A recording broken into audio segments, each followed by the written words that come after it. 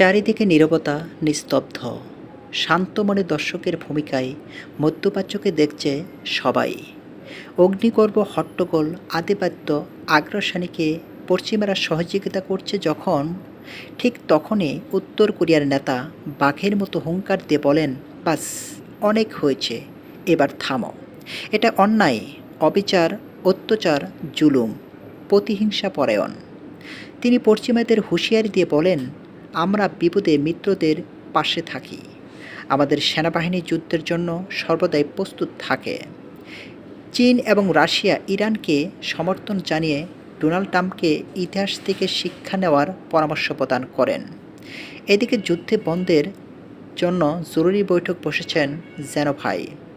যুদ্ধ বন্ধের তাগিদ প্রদান করবে কিনা এক প্রশ্নে ডোনাল্ড ট্রাম্প বলেন, ইসরায়েল ভালো খেলছে, তাকে খেলতে দাও, যুদ্ধ বন্ধের প্রশ্নই আসে না।